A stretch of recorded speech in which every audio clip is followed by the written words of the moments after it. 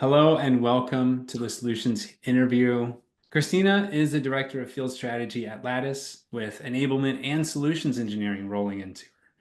With a decade of SaaS experience, Christina has led sales and marketing organizations, worked as a sales engineer, has sold some of the largest brands in the world.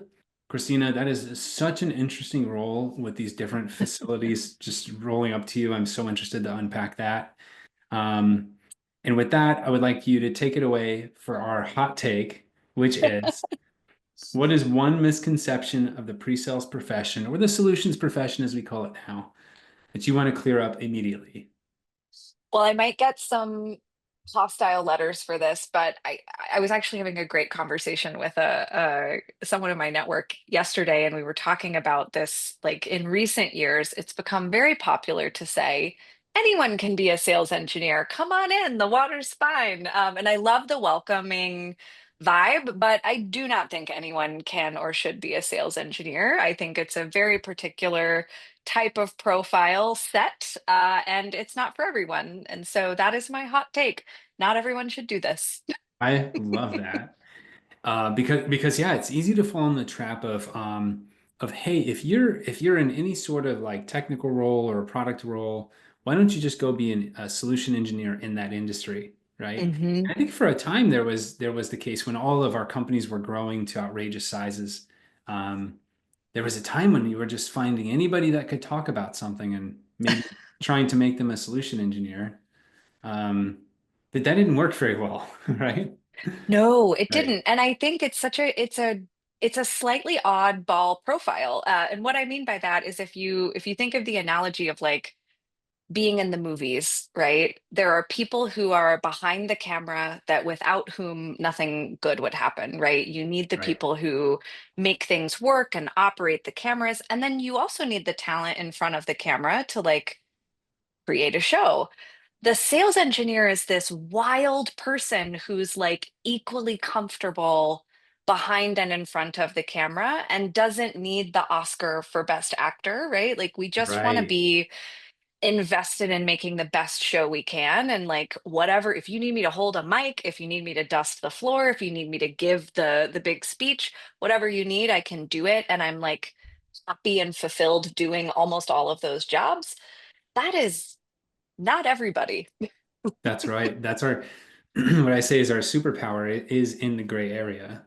Yes. Um, and if that gray area didn't exist, this is I guess one of my hot takes if you want to hear it, which is like, the gray area that is in solutions in general, that is tough to pull off, and it's what makes our role special, and it's what makes um, the craft interesting to me is that um, the gray area is where we excel, and yet it Hmm. is it is the one area that the business like needs us in. And it's the hardest thing to teach. It's the hardest thing to coach, which is Hmm. how do you find that fine line between interfacing with all the go-to-market teams and all the product teams? And that's what we do, right? That's our That's superpower. totally what we do. And hard to measure. I think that's the other part is that when you're doing things that can sort of fit into multiple categories, even all at the same time, it's like, you know, how do I count that? How do I give attribution to that? It's a tough gig, but it's really fun. It's a fun job. And so I think the people who thrive in it are, which we'll get more into later, but I think they're the people who end up doing the most interesting things a lot of the time. You're right. And like powering the KPIs of what we do is something I've been nerding out on for a while. So I agree. And you and I initially connected on AI and Mhm. human power of pre-sales, which is totally relevant to this. Um, because it's such a hot topic, and there are specifics within this that even companies are carving themselves out. I think your post was just surrounding the AI sales engineer motion, right? Mhm. And in general, how that is so it's kind of missing the mark because you can't really AI your way out of that gray area that we sit in. Very challenging to do. Yeah, I think, that was what got me is I can't tell you how many, probably starting, I don't know, even as long as 6 months ago, I started getting these prospecting cold emails or cold, LinkedIn messages. And They really love to say AI insert role, right? And we've Right. seen kind of the AI SDR concept play out in multiple ways, but the concept of an AI SE, it was just so silly to me. Like it just seemed silly. It's like, I mean, I think you can help me be a better SE with AI, but I don't see a world in which a salesperson would feel. I mean, I think about even just the seller, much less the buyer. If I'm a seller, do I want a robot on the call with me, like that's going to talk to the customer? I don't think we're there yet. So that's silly. Yeah, It's yeah, just a yeah. silly idea. I mean, it's hard enough to gain and earn the trust of our Right. wonderful selling partners as it is, and we're the same species. So imagine, Mostly, yeah. yeah, mostly gaining the trust and the trust and earning the trust of our selling partners Mhm. is it's part of the SE role. Like, you know what I Totally. always said, Christina, is if you go into a team and you want to know who the best SE is, just look at the calendars. Mm, Most of the time, if you just look at everybody's calendars and see who the busiest SE is, you're likely going to find the person that sales trusts with their revenue, right? that Um, sounds true. Yeah. that's just like a litmus test. It's just like just beyond all the other metrics. Like if you find somebody who's booked and every seller says they want to work with that individual, that's typically Mhm. like that's It's a that's good signal. that's the good signal. Um, so yeah, I get a lot of the marketing as well, and it's pretty tough coming from the industry to see it. But I think, can you break down where you think AI is playing a role in the profession instead? Where do you think it's making a difference? I mean, right now it feels low stakes, unfortunately, right? Like I feel like right now I trust AI enough to fill out an RFP for me. That's like the lowest hanging fruit. I trust AI with there's some really interesting stuff if you use like a gong or a chorus, the concept of pulling out a transcript and if you have access in your organization to chat GPT or like a similar like a Creedle or these sort of like bot tools that we can use internally. Um, Safety first, always make sure your security team is okay with it. But you can pull out a transcript from a gong call and say, tell me all of the customer requirements that came out of this call. Right. And it's pretty good. Like it's not perfect. It still needs some supervision. I lovingly, this is not endorsed by anyone. I lovingly refer to our Gong chat assistant AI as Linda. I gave her a name. It made me feel better. But like Linda still needs supervision. Like you have Sure. to look at what she brings to you and say like, oh, yeah, okay. And I think the next step is being able to tell her or it, hey, this was okay, right? Like these were the requirements that I, the SE, heard, and then letting that model learn from that interaction. I think that's a could be a right now. I haven't seen anybody build it that way yet. But gathering requirements, making sure I don't miss any follow-ups from a call, but not having to sit and listen to the entire call because I think we've all been there. As soon as we got call recording as SEs, we were like, hallelujah, I can like not take notes. I can listen to the call afterwards. But the trade-off is now I've spent, however many hours prepping, and Yeah. now I'm spending another hour, even on half or double speed, right? Like figuring out when did they say that? When did this happen? And that can be a time suck unto itself. So there is this shortcut of like, can you take tasks that took just manual work and or time or both and cut that down for me? I think we're there today. Yeah. I think there's more creative things we could be doing, but it's a start. Yeah, it is. I mean, I've got a lot of friends in the RFP space, so they're going to be happy to hear that. And I think you're right, like spot on. Um, and as a manager, as a leader, you lead like two different organizations at this point. The call recording stuff is cool, but it's like, yeah, right. I'm never going to get to all that, right? It's And a lot. Yeah, it's it's a lot. overwhelming. I do try to pride myself in, coming from an individual contributor SE role, like I still love to get into the demos, I still love the craft and like I want to Yeah, listen to all the recordings. The reality is like we're trying to make change in our businesses, right? And it doesn't really help us that much. Um, right. but one thing you said before was, and it's kind of like when you and I were chatting, is you're comparing this to the blue collar job change. And I freaking love that so much so I wrote it down because I'd never heard anybody talk about the AI revolution like the blue collar sort of experience that happened. Break this down for our audience because I think it's well worth listening to. And like, um, what about the perspective from, from us in the seat, right? From us in the Mm. field. Yeah, I think the way we got on that topic was just there is this collective anxiety right now about, you kind of see people in two camps. Either they are rah rah AI is going to change everything and I'm so excited, or oh my God, is AI going to take all of the jobs? Like, what's going to happen? Can I be replaced on my own, in my own network? I hear, these fears. And yeah, just it sounds so much to me like when I was coming up as a young person, I didn't have the context. I wasn't working yet, but I remember like these conversations around, the dinner table or in media or in the news about like automation and robotics in manufacturing and in what we would call blue collar work, right? Like these people who worked with their hands and their hands were now not as efficient as a machine's. And that was a very scary thing. I think we could have a whole other conversation for hours about like who gets left behind and what that really looks like. Yeah. But the feeling feels really familiar. It just feels like certain people are very excited because this means less dangerous jobs. At the time, it was like less dangerous jobs. We can like outsource, we can have fewer injuries, right? Like there are all these positives that would come from it. But ultimately, this feeling of if I come down to the individual level, what do I do to like protect myself from no longer having something to bring to the table that couldn't be automated away or couldn't be done by AI or couldn't be done by a robot?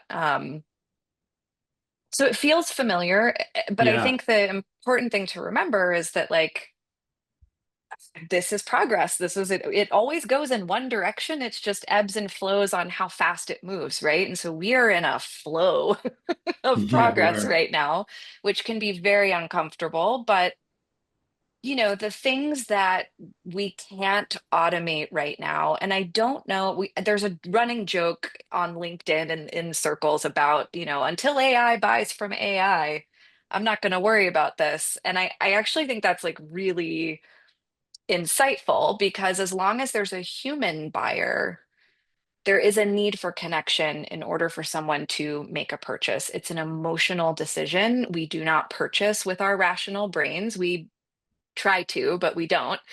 And so on the other side of that has to be someone who can make that emotional connection with you. So I'm not worried about salespeople's jobs right now, and I'm not worried about SEs because right now, in order to, especially for a really large investment, I need to trust. I need to feel like I'm working with someone who's curious and interested and experienced with my problem, and I'm in safe hands, right? And Yeah. I don't think a chatbot's coming for that Yeah. anytime soon.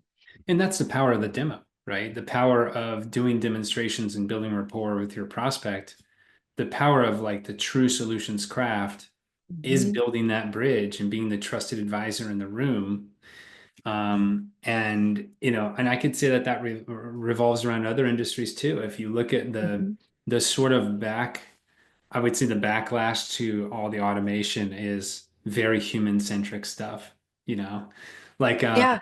we've seen a lot of crafts built. I'm in the cycling and I was at my local bike shop recently and, they've got these hand built steel tubed bikes that are Mm. now taking on and almost just as or more popular in some circles than the super high carbon fiber kind of like machine designed stuff because it has a human touch. Mhm. It's like I think when something goes really far one direction, a lot of us just want to go the other way and we go, no, no, no, I want Yep. something more simple. It was cool that you proved that we could do that, but you know what? Maybe that's not even as powerful as you made it out to be, right? Right. And I'm not going Right. to downplay AI because I think it's what I'm trying to say is that the human side is where we excel in solutions. Hmm.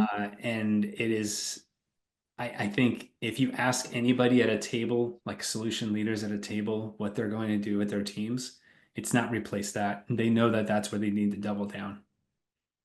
100%. I almost think of it like you know those videos of people in like exosuits, like exoskeleton suits, and like suddenly they can lift 1,000 pounds, and it's like Yeah.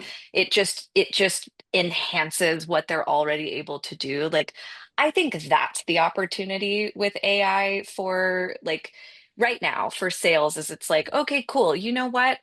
Now I can work on meaningfully contribute to, 5x the things that I was able to touch before. Yeah. Now I can lift 1,000 pounds instead of, 50 or 100. And that to me that's actually very exciting because what would we do if we got 3 hours back every day? Like, what would we do with that? You know Very what? human question. It's a very human question, but you know what I would like to do is I would like to get back to doing things like being creative and Yeah, telling stories right, and doing the things that make a real difference, like traveling to take a client out to a baseball game right. or volunteering with my team at a local volunteer organization. And Yeah, Earth Day's coming up. Go plant some trees yeah, and build exactly. memories, right? That's the thing I'd like to do with the extra 3 hours, Yep. right? To your point about these exoskeletons lifting 1,000 pounds, I I've still yet to walk into a Home Depot and see anybody wearing these things, and I'm waiting for it, you know? Well, that's what I mean. Even back in the 90s, we were worried about robots. Like they're there, but maybe not in all the ways we thought they would No, be. it's the guy who's like fixed up the entire home by his bare hands, who's walking Right. through, letting you find the little tiny piece of plumbing that you need, right? It's Hmm. still the person I'm looking for. You hunt them down, Right. and they know you're looking for them, right? They're like, either they're trying to skirt you or they're like, hey, yeah, how can I help you? Yes. They probably have an app for it, but I need the person who's done the work before to help me out. Yeah, it's very Yep. similar to like solutions. Like I need the person who's like been on the That ground, you who's like, trust. yeah, Yes. like, look, I actually need this to solve a business problem I have. Is it actually going Mm-hmm. to do that? Mm-hmm. So yeah, I mean, good comparison, although I don't have a suit on that can help me lift 1,000 pounds. One day. One day I'll get one of those so I can It's take the groceries out of my aspirational. car. I love it. Um, you have a banner on LinkedIn that says "I love humans," and I want to steal it. I've got the Reprise one on mine now because I thought it was kind of cool. But the "I love humans" part is like so simple yet so impactful. I So- can't take credit. Yeah, it's when I started at Lattice, they one of the most lovely things they do as part of onboarding is they give you this directory of like LinkedIn banners that you can choose to use. And they had several that were this I love humans thing in different colors and patterns. And I don't even think I looked at any of the other ones really when I found that one. I just picked it and thought yeah, like number one, I've joined a company whose values clearly align with mine really well, but yeah, also it has become almost, it's probably overdue. Like I probably should, you should change it every now and then, they say, but it just stays true. And it's also now particularly true because of all of the AI, right? Like I love right. AI. I love humans more, right? Like I definitely big L love humans. And so I keep it up. It's also just if you get to know me personally, I'm my favorite thing about work and about the technology space is how much we get to interact with other people. And so the people part of it is always what's driven me. I mean, I'm Yeah, an SE at heart, which means I've always been kind of like a nerd. I've always liked playing in software or like figuring things out or like puzzles and code and all that fun stuff. But getting in front of somebody and helping them figure out a problem is like my catnip. So it's very much yeah, the right banner for me. it's wonderful. And you're right. It's to our point here. It's like those live interactions where you're meeting Yeah, with people and making a difference. Um, that's what moves the needle for us as I think humans so. and for the business, Yeah. you know? Um, Hmm. I want to get into your history a little bit because I don't know really your story on how you got into this. Now, everybody's, every SE journey is unique. Hmm. I have talked to well over 1,000 people, running PreSales Collective and all this, and I don't know if I've ever heard of anybody having the same experience. So, walk us through your journey. Like, what experiences? Um, Walk us through how you became an SE, and then tell us Hmm. what experiences have you had in your career that you felt strong in because you were a solution engineer.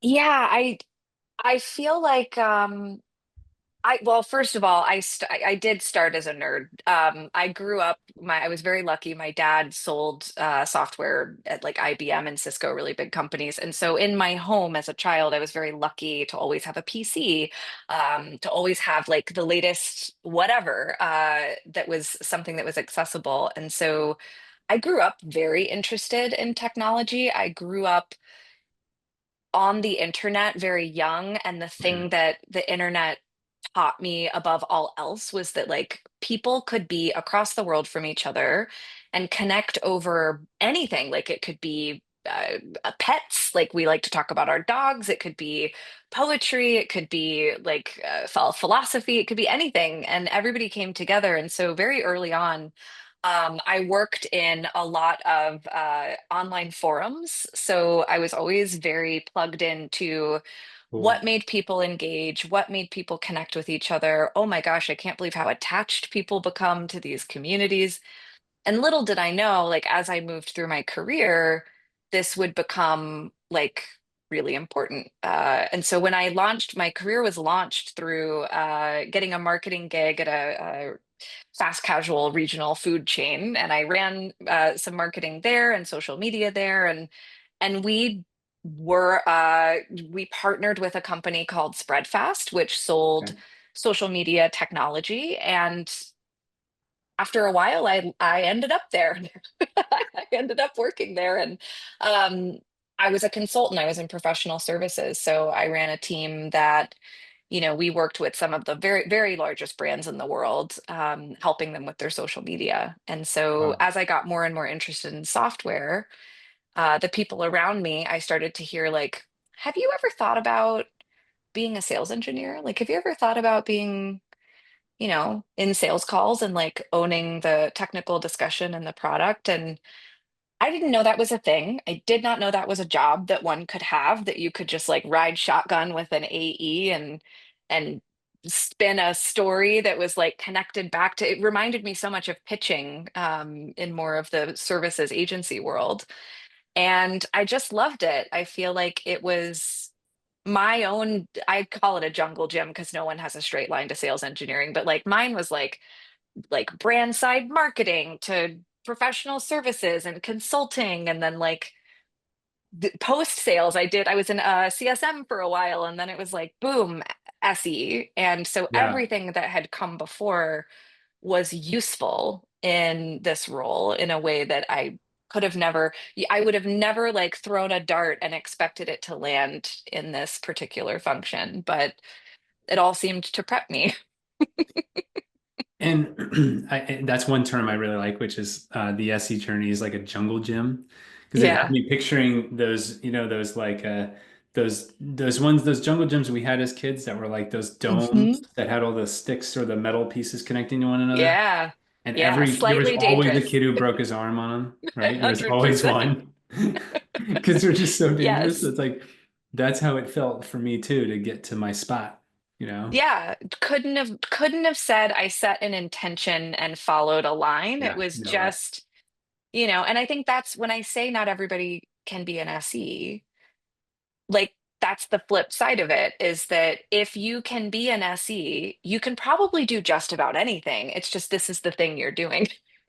You know what I mean? Like it's like Yep, you have this almost Swiss Army knife ability to like pull out whatever's the right thing. And so I do think SE, like whatever it is, whether it's you're a sales engineer, solutions consultant, whatever you're called, you can retire from that job. And it's like, that's totally fine. totally. Yeah, Totally like I that could have been me very easily if I hadn't moved back into leadership. But right. But you can also, all the same things that make someone good at being an SE, you could you could start a company, you could become a leader, you could become a product manager, you could like go build an app and sell it. Like you can do anything if you can get through what it takes to be an SE and stay resilient emotionally and Yeah. psychologically. It's highs and lows. So if you can live like that, there's not much you can't do. We have a board member who is like a world-class CRO, and he recently said, which I think was so true, he said, all the great pre-sales and solutions leaders of today are the future executives and CEOs of these businesses tomorrow. I And think that's so, true. yeah, Yeah. and understanding the power of that, understanding the power of connection, and understanding the power of where this can take you. Like you said, Hmm. if you can run fast, and if you can do this, and if you're cut out for it, literally the sky's the limit. You can do anything you want with it. You can do it your entire life, or you can just go in the C-suite of a large company. Um, the path you choose is yours. Oh yeah. It's like we're like built for, pivots. Like we're built for it. It's part of why, again, not for everybody, right? If you like to do the, predictable things day in and day out, there's nothing wrong with that. Yeah, You might be miserable as an SE. yeah, Like it yeah. just won't be your cup of tea. And this goes right back to our perspective on AI and how it's helping us do our great work, or it's maybe Hmm. unleashing the human side of the SE so we can get back to doing that more. Um, Hmm. but how it is so difficult to say and market an AI SE to an AI to a SE leader who says that's that's that's literally the job is in that gray area that is hard to do anything with, right? Right. It's like and it's almost semi offensive sometimes when you read it and you think, Oh wait, no, it's fully offensive. It's okay, not semi I'm anything. being It's nice, yeah, completely bonkers. yeah, And I don't know who all needs to hear this, but if you need to hear this, stop it. yeah. Stop saying AI sales engineer. Just stop. I love that. I'll help you think of something else. Call me, but like stop saying that.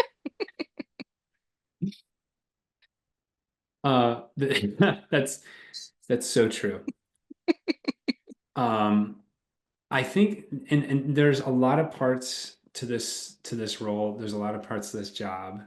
One part about Hmm. the job that everybody seems to talk about is the demo. It's what Hmm. we're focused on at Reprise. In some regards, we're focused on that. We're more like focused on letting your solutions team actually do what they're good at, which is the human interaction, and Right. not like the data Right. building, demo building stuff. It's more like we're on the same page of sort of unlocking the human side of it. Hmm. Um, but what's your perspective on ownership of this? Because the buyers have changed, humans have changed, people want to see products way earlier than they used to. Hmm. And back in the day, it's like SEs were like the gatekeepers of the demo, right? Like we were the Right. ones you couldn't see the product basically until you got to the solution engineer. Well, let me bring my SE on so they can show you. Right. And we went up there, but half the time we're in that engagement, we shouldn't be there. Or Right. we're Right. not using our superpower because what we're doing is we're showing somebody who's not very interested in buying something, a product, and we don't know much about their business problems. So we don't know really we don't even know how to unleash ourselves, right, in those moments. Right. Um, and so what's your perspective on ownership and like who should own it Mm. and where does that go and has it changed? Oh, the demo. Well, first of all, I will draw a little bit on Lattice actually because Lattice is an interesting place for me in context of this because I've worked in organizations like what you describe where Yeah. an AE who's like particularly tech savvy could possibly have given a demo, but to your point, like if you don't have an SE, you don't have a demo. I've definitely worked that way. Um, and I've also worked in companies where everybody could give a demo, but not everybody could give a customized demo because you Uh-huh. had to have this Hmm. technical knowledge to be able to do that. Lattice is the first place I've worked where genuinely just it is not the most technical sale. And so AEs at Lattice can demo pretty much everything in the product, but there's a difference between, and this is where my consulting hat comes back on, is I think there's a big difference between a demo of a product, which arguably anybody could give, including AI, right? Anybody can give you a harbor tour. You can make a video for that. You don't even have to Yeah. do it real time. But when we get to a point where, and even at Lattice, which isn't that technical, the SE team, we come in when, all right, we know enough about you that we understand what your problem is. We know how many times we've seen your problem before. We understand how your business operates, what you're trying to accomplish. And now the question is like, how can we put together like a proposed solution for you that's like, here's how you're going to use Lattice. It's not going to be exactly how it comes out of the box. Here are like the different ways that we're going to propose that you use it. Also, maybe you're open to changing something about your process in order to like make it more efficient. We see an opportunity for you, right? Like that is not a demo. It That's might cool. be, Yeah. right? Like it might be a demo in practice that I'm in a product while talking to you about this. But that could be slides, that could be very few clicks. It's primarily conversation, Yeah. and it Yeah. comes from a place of, hey, I really think I know what you need now. Here's what that looks like for you.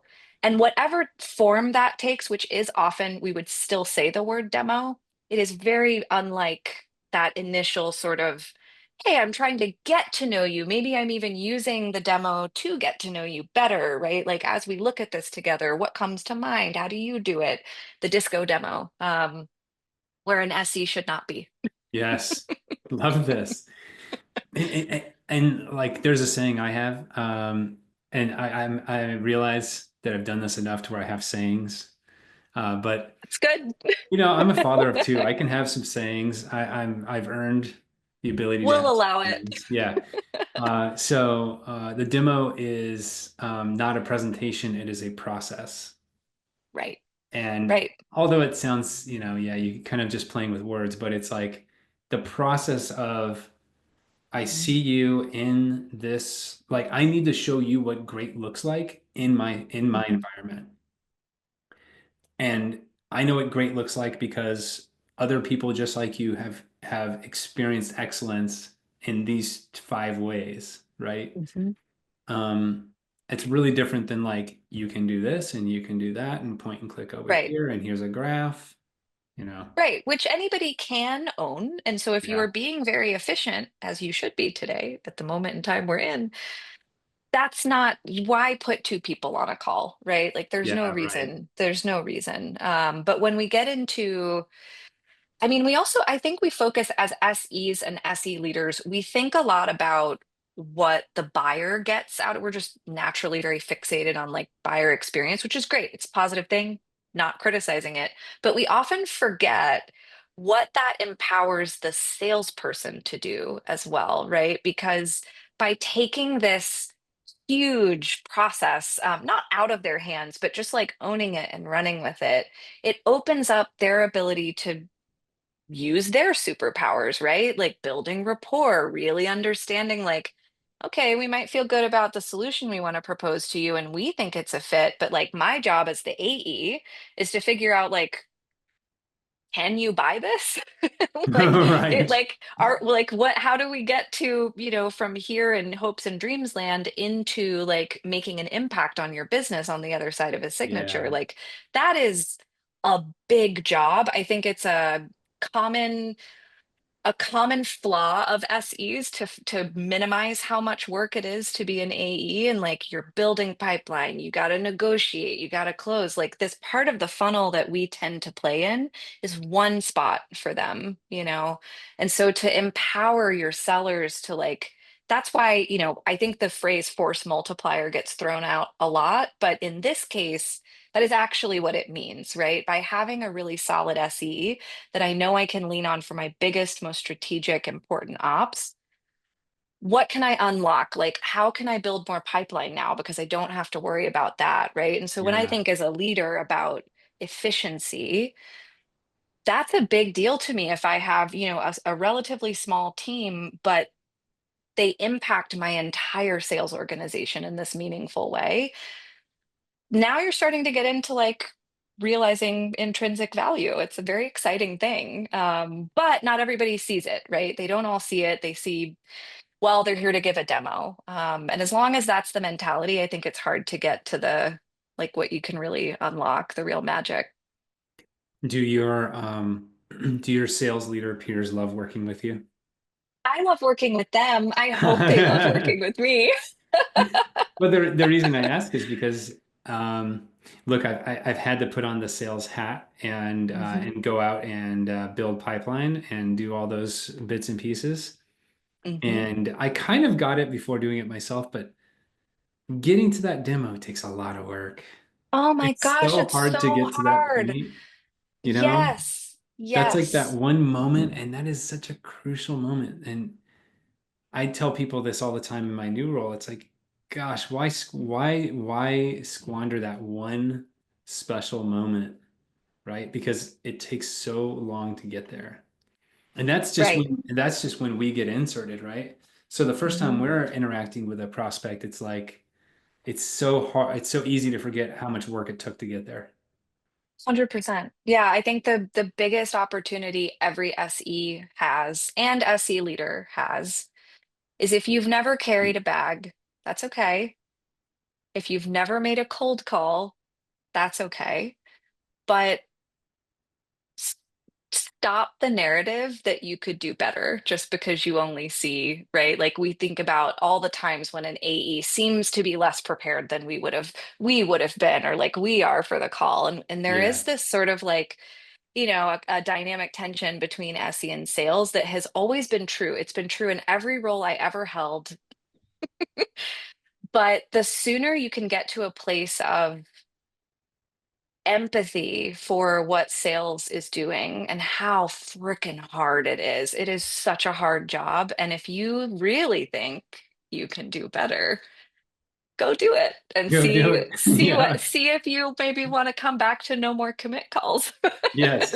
See, Yeah, an because it's answer to your forecast that you put things in best case, but oh, predict the future. Tell yeah. tell your boss what's going to happen next week. Oh my gosh. All right. Well, we got to land this plane, Christina.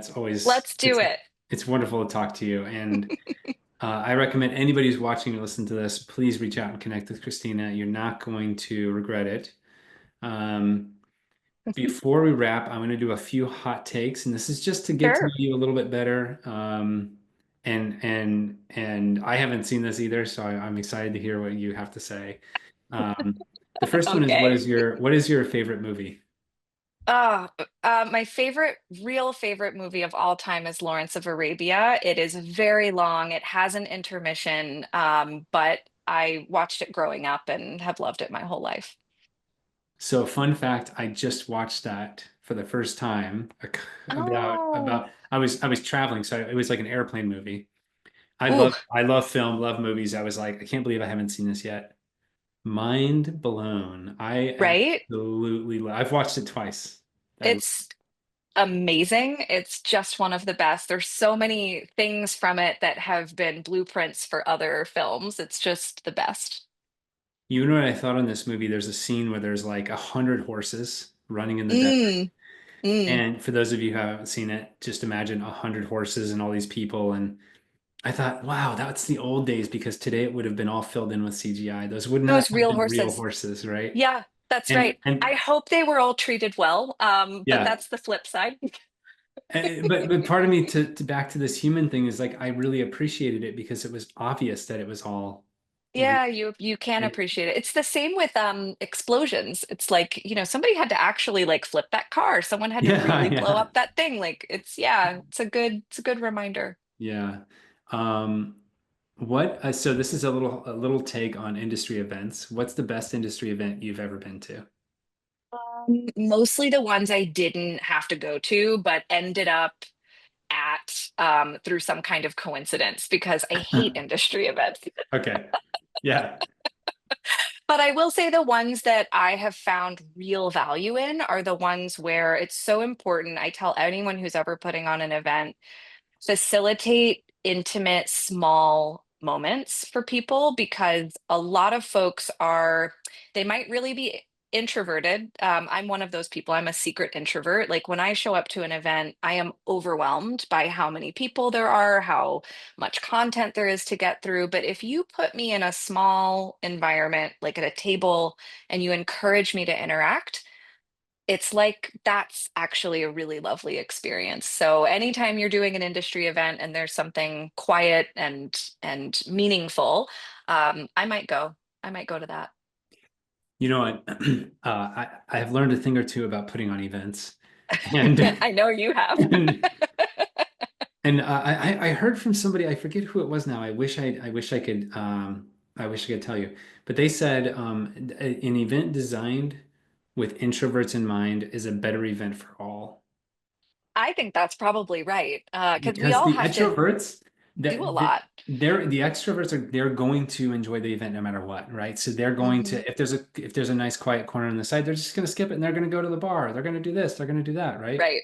Right. But creating the event from the ground up with introverts in mind Mm. makes a more intimate and a better event overall, which If is you are doing that, you call me. yeah. I would So be interested. I am very proud of the leadership dinner series that we've put on, and have a fantastic time. And I will absolutely invite you next time because what I've learned Okay.